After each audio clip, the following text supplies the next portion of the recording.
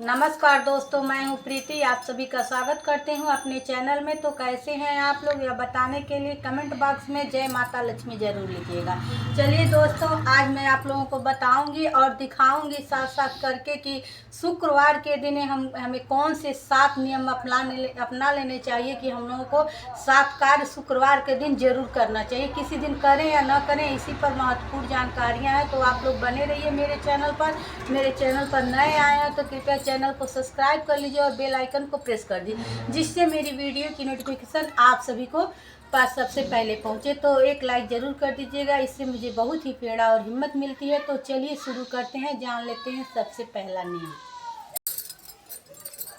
ध्यान से सभी चीज़ों को एक एक करके चीज़ को देख लीजिएगा और अंत तक बने रहिएगा आप लोग, तो आप लोगों को मेरी वीडियो समझ आएगी। तो सबसे पहला नियम क्या है? सबसे पहली चीज़ क्या है कि शुक्रवार के दिन आपको यह नियम बना लेना है कि जब भी हम पहला पेमेंट आप लोग लेकर आते हैं तो भगवान जी के लिए पक्का निकाल कर रखना चाहिए। 10 रुपया हो, 20 रुपया हो, 1 रुपया हो, वो भी आप प्रतिदिन निकाल कर प्रतिदिन शुक्रवार के दिन रखने चाहिए। अगर आप लोग एक नियम बना लेंगे कि मुझे लक्ष्मी माता को इकट्ठा करना है, तो भी इकट्ठा करती रहना है। इसमें से बहुत सारी चीज़ें मैं माता रानी के लिए कुछ न कुछ खरीद लेना चाहिए। माता रानी के लिए, चाहे देवी देवताओं की पूजा करने के लिए जो पैसा हम इकट्ठा किए हैं, उस पैसे में से हमको बहुत सारी चीज़ें खरीद लेनी चाहिए। या तो उसके दान पेटी में दान कर देना चाहिए। आपके घर में ननद की जो बेटियां हैं, आपकी बहनें लगेंगी, वो आती हैं तो उन्हें आप दे सकती हैं। उनकी कन्याओं को दे सकती हैं। ननद की जो कन्याएं हैं उन्हें आप लोग दे सकती हैं। आप लोग 1 का सिक्का भी हर शुक्रवार के दिन निकाल कर एक लाल कपड़े में माता जी को प्रसन्न करने के लिए और घर में सुख समृद्धि के लिए शुक्रवार के दिन आपको इस प्रकार से करनी है। तो लाल कपड़े में इकट्ठा करते हुए 5 रुपया, 10 रुपया, 1 रुपया इससे पूजा मंदिर में रखिए। तो इससे आप लोगों के घर में सुख समृद्धि होगी, बरकत होगी। तो आप लोग यह नियम ज़रूर बना लीजिए पैसे से संबंधित।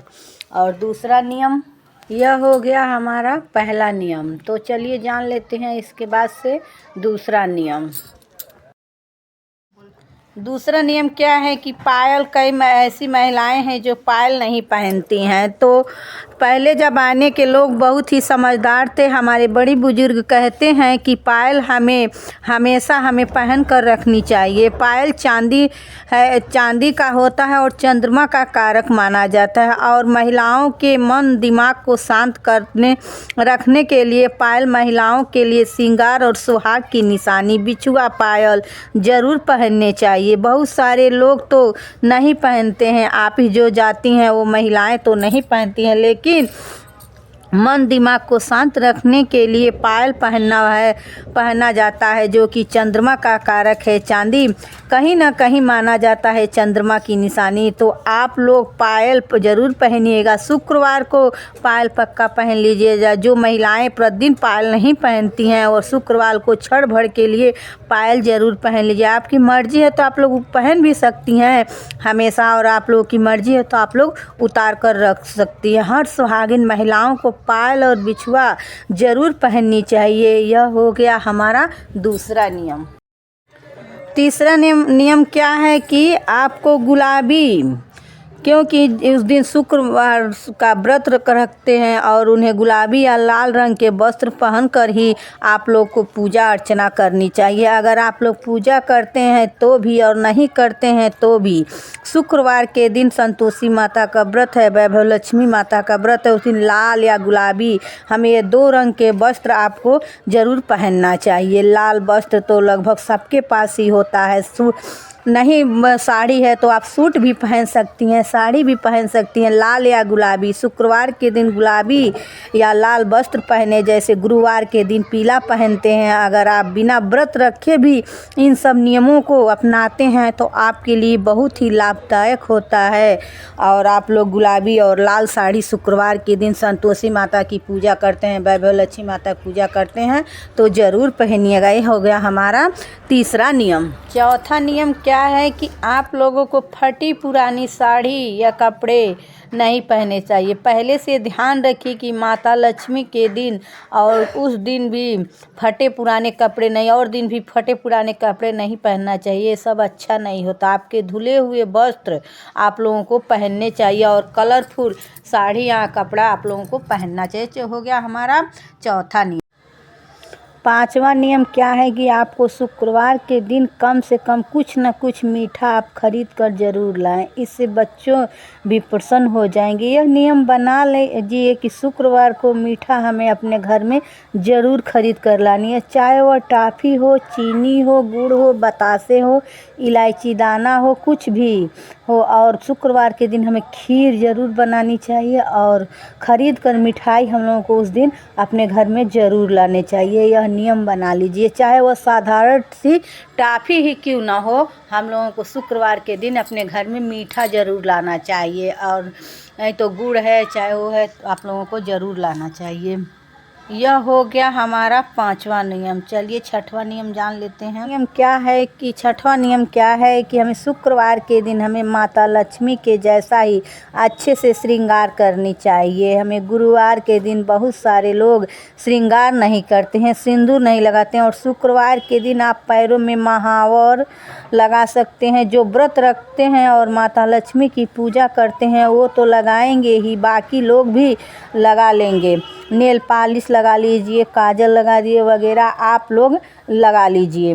बाकी दिन आप करें या न करें, सप्ताह में एक दिन बना लें। ऐसे तो बहुत सारे लोग प्रतिदिन करते हैं। शाम के समय मत लगाइएगा, दोपहर में जब हम लोगों को टाइम मिलता है खाना वाना बनाकर का कोई काम करने के बाद, तो आप लोग ज़रूर लगा लीजिएगा। नेल पॉलिश, पैरों में महावर ज़रूर लगाने चाहिए। लक्ष्मी के स्वरूपों में महिलाओं को उस दिन सज संवज कर ही रहनी चाहिए। और आप लोगों को लगता है ये सब बातें समझ में आ गई होगी। लाल गुलाबी साड़ी पहननी है। आप एक रूटीन बना लीजिए कि शुक्रवार के दिन हमें माता लक्ष्मी की पूजा और दिया बाती सब कुछ आप लोगों को करना है। अगला जो महत्वपूर्ण नियम है वह यह है कि सातवां नियम बताने जा रही हूँ।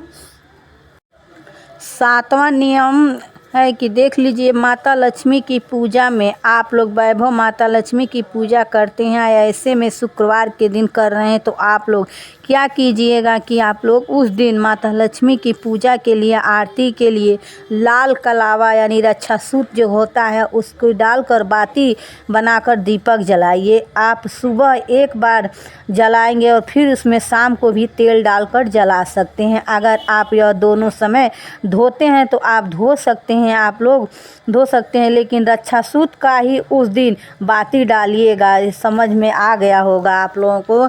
जो दीपक है वो हम लोगों को रक्षा सूत की बाती डालकर ही दीपक हम लोगों को जलाना चाहिए। सुबह और शाम दोनों टाइम दीपक जलाना चाहिए। शाम के समय हम लोगों को पूरे घर में दीपक जलाना चाहिए। यह हो गया हमारा सातवां नियम। और आठवां नियम मैं बताने जा रही हूँ।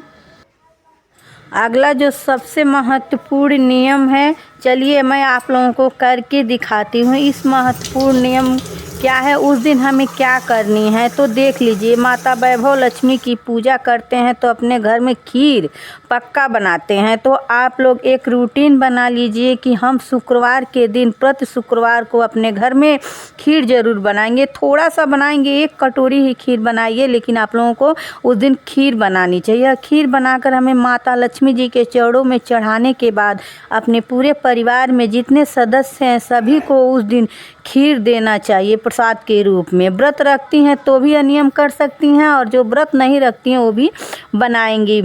और जो व्रत नहीं रखती हैं वो भी बनाएंगी, या जो रखती हैं वो भी खीर बनाकर माता लक्ष्मी गणेश भगवान जी के नाम से खीर का भोग लगानी चाहिए। ठीक है, तो खीर शुक्रवार को आप लोग ज़रूर बनाइएगा।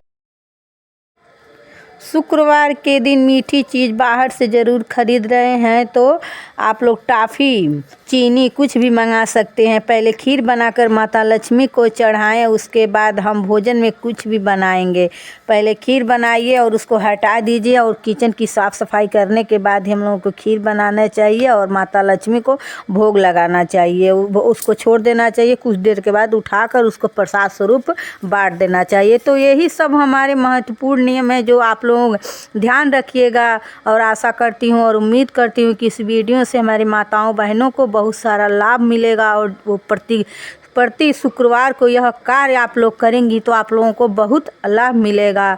और एक नई फिर मिलती हूँ अगली वीडियो में एक नई वीडियो के साथ। तब तक के लिए नमस्कार। स्वस्थ रहिए, सुरक्षित रहिए, जहाँ कहीं रहिए खुश रहिए और मेरी वीडियो कृपया लास्ट तक देखिए। मेरी वीडियो देखने के लिए बहुत बहुत धन्यवाद। फिर मिलती हूँ अगली वीडियो में, तब तक के लिए नमस्कार।